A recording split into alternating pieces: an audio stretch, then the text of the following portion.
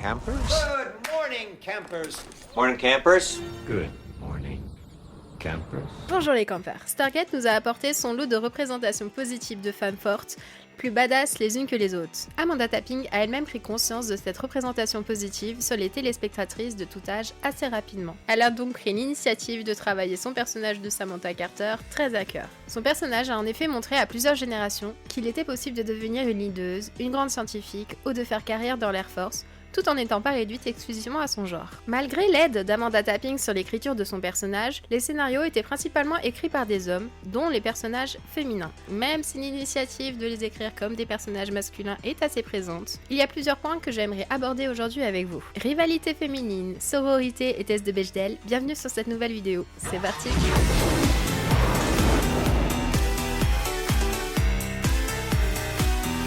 Plusieurs points pouvant rappeler des traumatismes, merci de porter attention aux déclencheurs éventuels. Commençons tout d'abord en définissant la rivalité féminine. Quand je dis féminine, j'inclus bien sûr les personnes trans et non-binaires. La rivalité féminine désigne généralement les conflits ou les tensions qui peuvent se développer entre femmes. Cette rivalité peut se manifester dans le travail, dans les relations amicales, amoureuses ou familiales. Elle est souvent motivée par un manque de confiance en soi ou de légitimité, de normes de beauté idéalisées ou de préjugés sexistes. Les femmes pensent ne pas être à leur place, ne pas faire assez, etc. Ce qui est renforcé par le plafond de verre, les excluant ainsi d'une grande partie du sommet de la hiérarchie, de postes à haute responsabilité et de certaines carrières type masculine. I'm an Air Force officer just like you are, Colonel. A civilian is in charge, and we are cut off from Earth, which makes Atlantis almost like a colony, doesn't it? I suppose. Well, I'm governor of that colony. I have a hard enough time getting your people to respect me without them thinking I'm crazy. Dans l'épisode 7, Affinity de la saison 8 de SG1, Carter expose par exemple la pression sociale pour les femmes d'être célibataires. You know, it's bad enough being on your own without every TV show and commercial and magazine ad trying to tell you how abnormal it is. I think that's what I just said. I mean, they make you afraid of being alone, but at the same time tell you not to settle for anything less than the perfect romantic ideal like that actually exists anywhere in the real world. I mean, either way, you can't win. La rivalité féminine est un phénomène social et psychologique qui peut survenir dans certaines circonstances. Et il est très intéressant de noter que quand deux femmes se battent, ça intéresse tout le monde. I turn my back for 2 seconds and you take up with this trollop? Don't blame me just because you were never woman enough to satisfy him. That is it.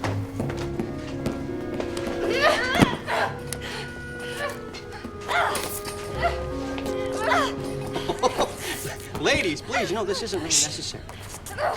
Don't talk. Ok, ici il s'agit de l'imagination de Fletcher. Mais c'est un super exemple. Celui-ci pointe la sexualisation des femmes dans le regard des hommes lorsqu'elles se battent entre elles.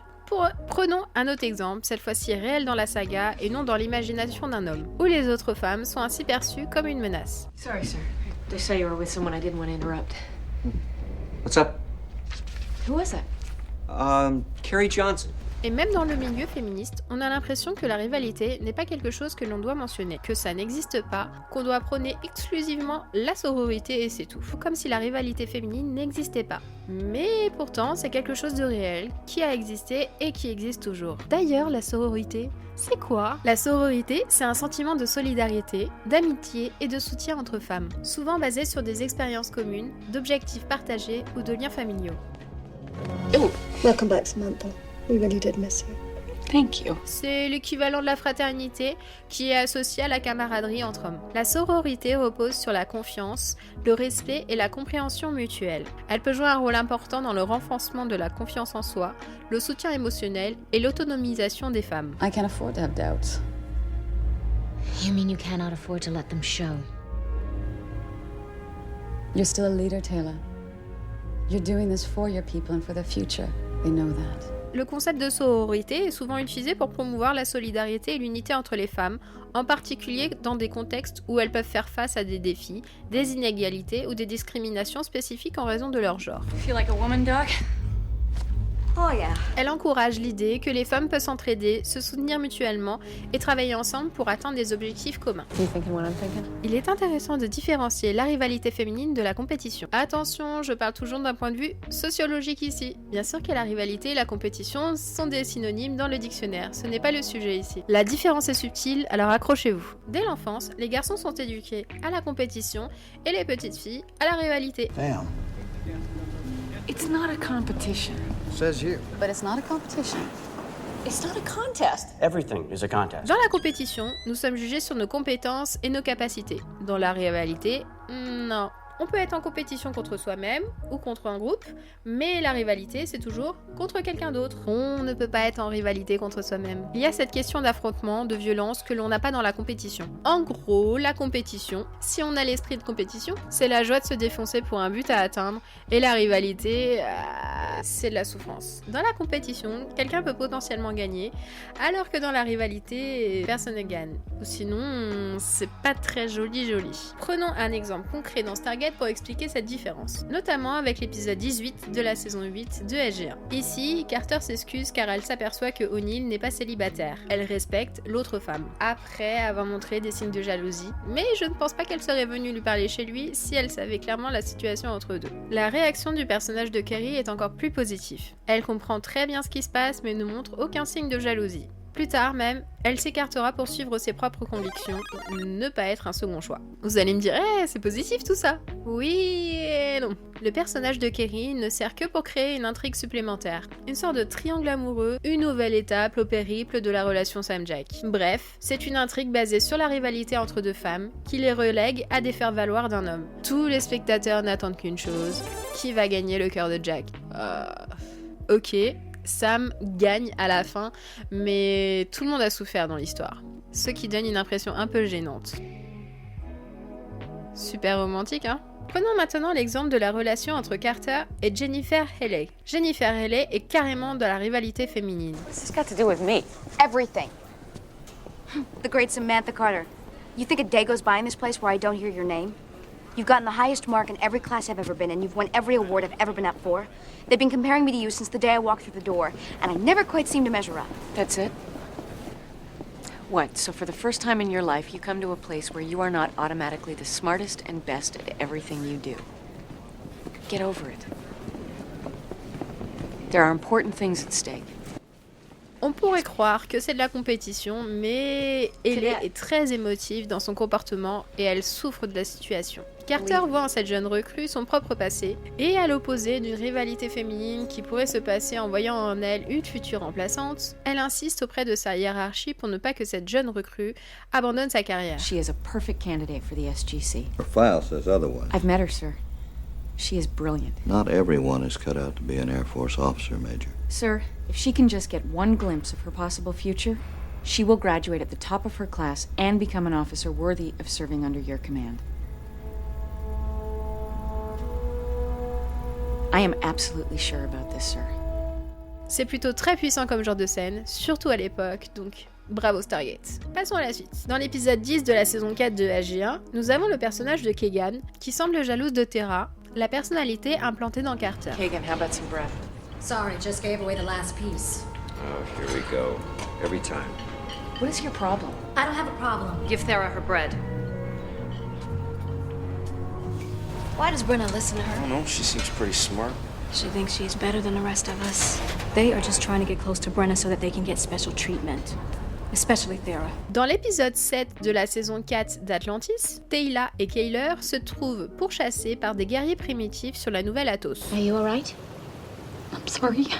I know this is something for which you are unprepared. I should be prepared, I know. The taste leaves much to be desired, but it will sustain you. No, thanks, I'm not hungry. You should eat. With people trying to kill us and creatures crawling around under the ground, not to mention I'm starving.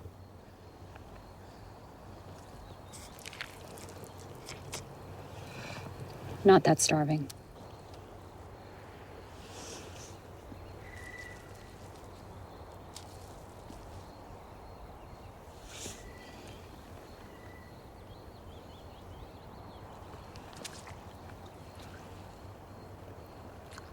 See? No puking. Yeah. Then you must do everything you can to survive. To return home. You must... You will survive. You will return home. Do you understand? I'll shoot you. No, you won't. You don't have it in you. You're a doctor, a healer, not a killer. You're right, I am a healer. But first I need something to heal. On voit ici l'influence de Teyla sur Keller. Alors pourquoi cette scène dans la saison d'après? How'd you learn to fight like that?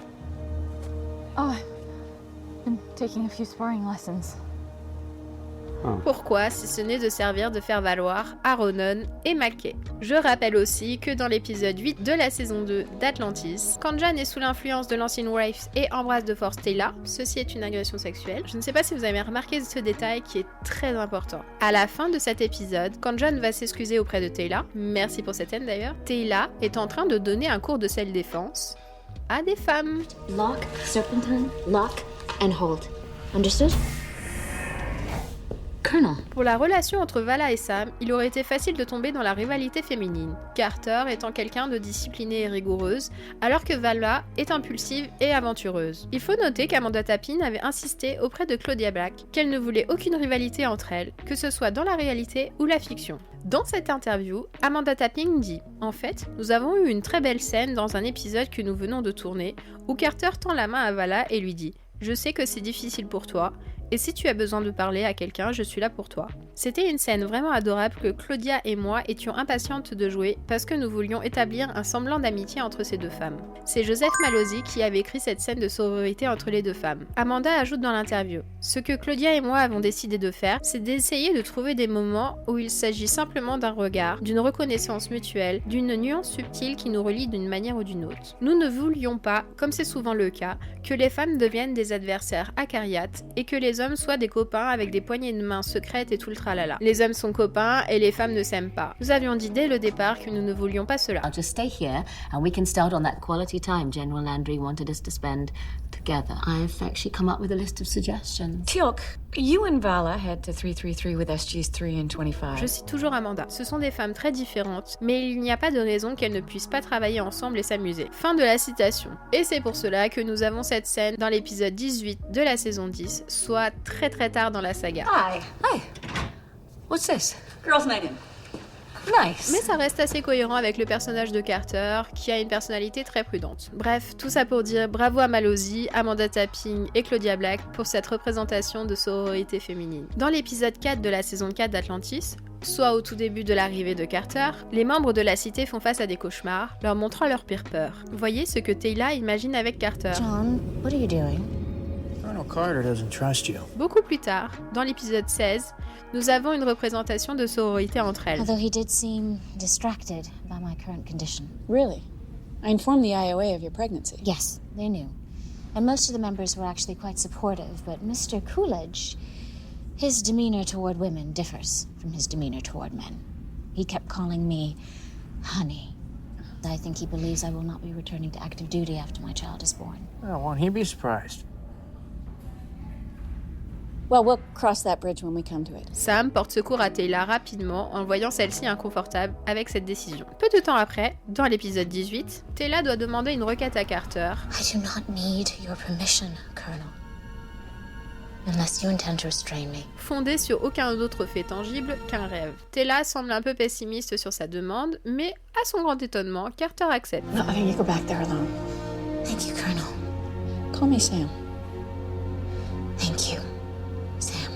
Un autre exemple, même si elle est souvent professionnelle, la relation entre Teyla et Kate Eggmeyer est très chouette, très positive. Notez néanmoins que le personnage de Eggmeyer meurt. Connaissez-vous le test de Bechdel? Ce test a été mis en place pour mettre en évidence la surreprésentation de personnages masculins ou la sous-représentation de personnages féminins dans les œuvres de fiction. Ce test se veut un indicateur du sexisme qui ne mettrait en avant qu'un nombre restreint de personnages féminins, dont le rôle serait de celui de faire valoir des personnages masculins. Il repose sur 3 critères. Il doit y avoir au moins 2 femmes nommées, nom et prénom, qui parlent ensemble, qui parle de quelque chose qui est sans rapport avec un homme. Le personnage de Vanessa James dans Stargate Universe échoue la majorité à ce test. There was a tremor. Lieutenant Scott fell into a crevice. Oh my god. I just thought you would want to know. Thanks. Yeah. En plus de la rivalité féminine évidente entre Chloé et elle, le personnage de Vanessa est souvent limité qu'à ses histoires d'amour. What's your position?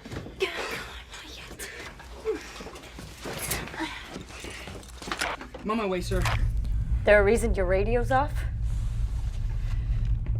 What, you couldn't find a broom closet? Dr. Kane's pretty cute, huh? There is nothing sexier than a widower. A man who's proven that he can make a commitment and is single through no fault of his own. I mean, what more could you ask for? I can hear you. I'm so sorry. How about we just, carry on like nothing happened? Okay. Thank you. God, kill me now. So, what do you think? You and James, any chance there? It could just get really awkward. You know, if things didn't work out. I mean, being stuck on the ship with someone you've had a bad relationship with. Et si vous étiez encore sceptique sur la rivalité féminine de son personnage, Me or her. You can't have both. I never said I wanted both. Now move. Me or her, Matt. Get out of my way.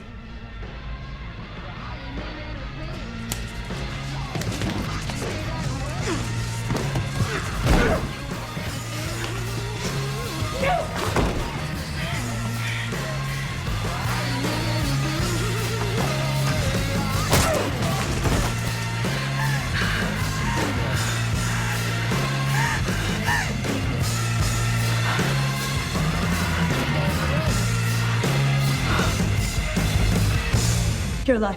She thinks she killed you. How did you? You were in my room. You're hallucinating. The toxins, maybe they target the limbic system. It's the area of the brain that's responsible for emotions, so fear, anger, remorse. And you? je pense qu'il y a un tel acharnement de souffrance pour son personnage afin d'insister le côté dramatique et sans espoir de la série. Vanessa, tu mérites tellement mieux. Mais sérieusement, il y a d'autres façons d'écrire de la tragédie sans utiliser ce biais sexiste. Dans l'épisode 16 de la saison 4 d'Atlantis, il existe une scène coupée entre Carter et Keller qui fait échouer le test de Bechdel. Carter demande à Keller si elle voit quelqu'un et regarde subtilement Mackay. Un peu plus tard dans la discussion, Keller lui pose la même question. Beaucoup de personnes, notamment les fans de la romance Sam Jack, ont trouvé dommage que cette scène soit coupée. Mais personnellement, je préfère. La trame Sam et Rodney se ferme beaucoup plus naturellement, sans mentionner que Carter ne peut pas avoir d'aventure avec quelqu'un car elle n'est potentiellement pas célibataire. Et qui ferait que cette scène échoue au test de Bechdel. Il y a une scène très touchante de sororité entre Keller et Carter dans l'épisode 4 d'Atlantis, après la mort du docteur Eggmeyer. It was good. I mean, horrible, obviously. Terrifying and horrible. But I just meant you sounded strong. I'm sure they were at least a little reassured hearing your voice. But you don't need me to tell you that. A day like this, it doesn't hurt. Thanks.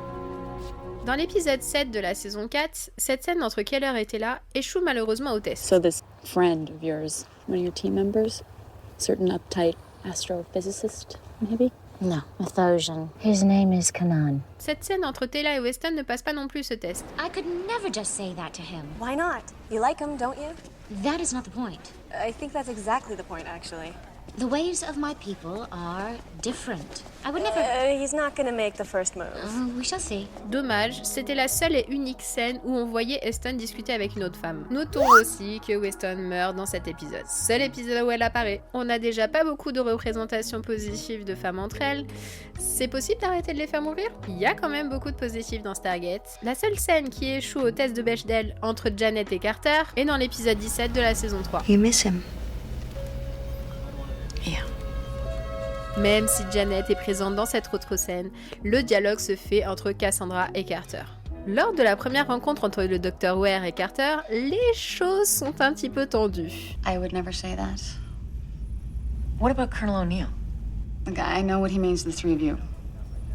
I would never say that. Et oh surprise, non, il est sujet du sort d'un homme. You mean about the fact that you're sleeping with her boyfriend? What? How could you do this to me? To you? You're supposed to be her best friend! Kanan. Yes. How did you? Every time you spoke of him, this friend, there was always a sparkle in your eyes. Test de Bechdel échoué. Encore une fois. Dans l'épisode Point of View, j'adore ce titre d'épisode, une Samantha d'un monde alternatif se retrouve en rivalité avec notre Carter. The fact that I joined the military.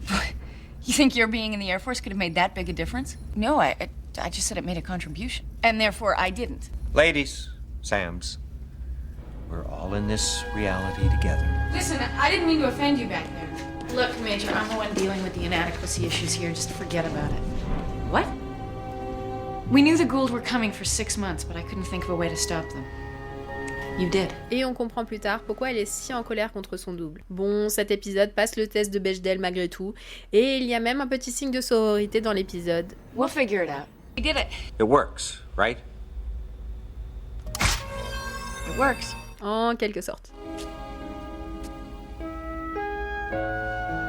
J'ai quand même préféré l'épisode Ripple Effect de la saison 9, car cette rivalité entre les Carter n'existe plus du tout car, elle ne parle pas d'hommes. Et passe donc le test de Bechdel. La rivalité entre femmes c'est déjà bien pourri, mais alors, entre nos doubles? My name is Samantha Carter. All right, we got a little conflict with that statement. We've already got one here. There are 2 of us. If only. Continuons avec l'épisode 10 de la saison 7. Carter discute avec Mala, une Amazone, et échoue au test de Bechdel. You are close to Colonel O'Neill. Yeah. I like to think we have a special relationship. 2 fois.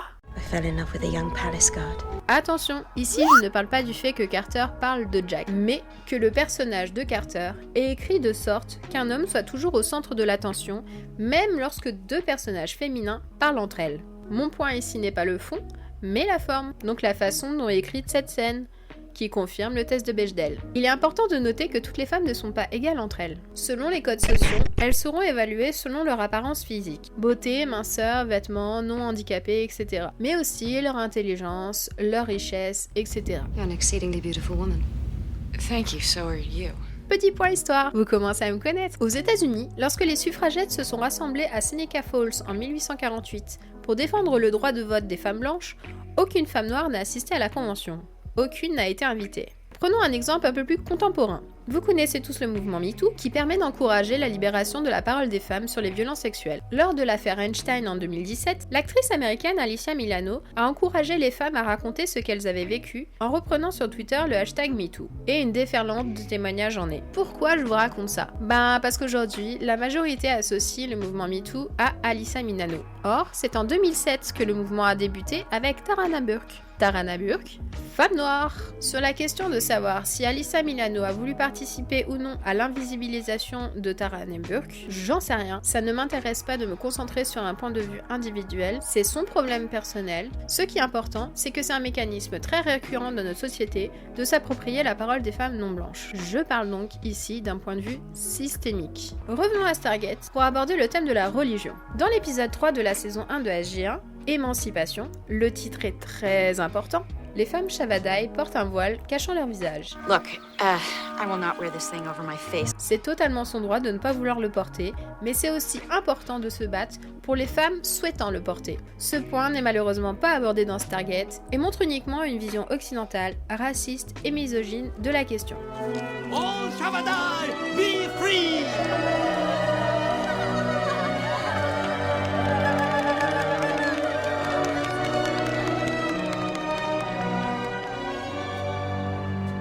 It is how you will be remembered, Carter.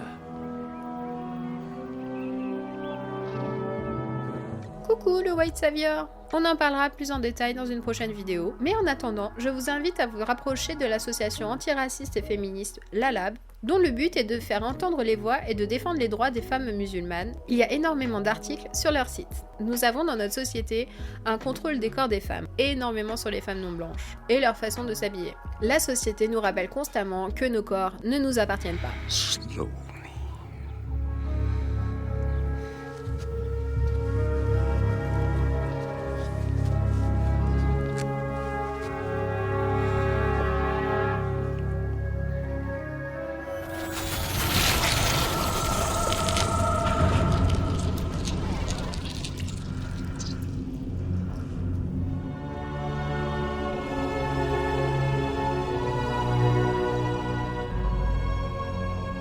La société préfère nous faire culpabiliser sur nos corps, nos choix ou notre liberté en tant que femme, plutôt que de régler des problèmes prioritaires comme, je sais pas, l'effondrement climatique ou l'augmentation de la précarité par exemple. Personne n'a de pouvoir sur nos apparences.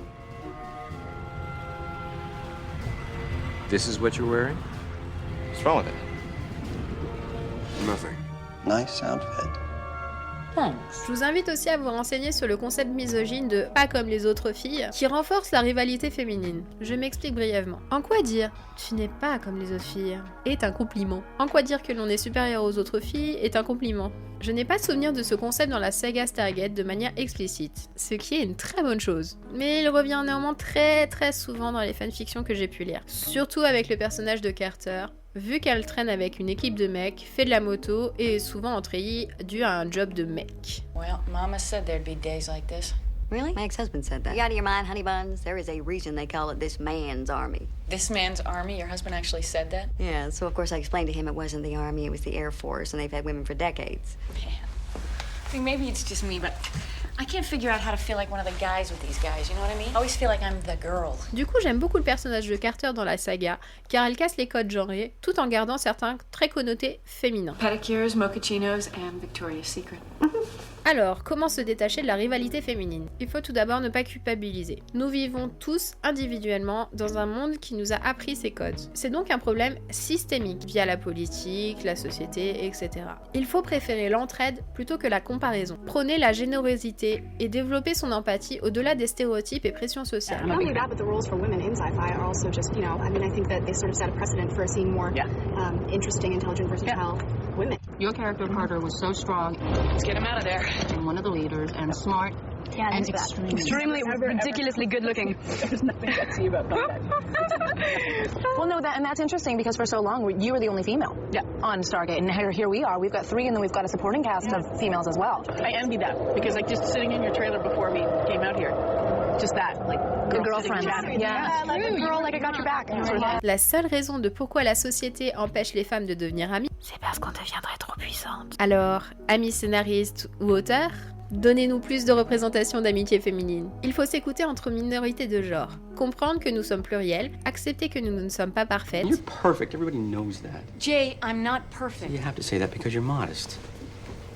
Which is just another aspect of your perfection. Et casser ce schéma de vouloir obligatoirement dominer une autre femme socialement pour se rendre valide aux yeux des autres. Attention, il n'est pas obligatoire de montrer de la sororité envers toutes les femmes. Par exemple, celle qui joue le jeu de l'oppresseur, on va pas être potes. Le but du féminisme n'est pas d'exclure ou de dominer d'autres personnes, mais pour l'acceptation de nos pairs dans leur intégralité. Et oui, le féminisme, c'est aussi pour les hommes. Encourager l'entraide et l'empowerment des minorités de genre, c'est par exemple le moment de vous abonner à ma chaîne. Ou encore mieux, célébrer la delphité, concept qui regroupe tous les genres, même les hommes.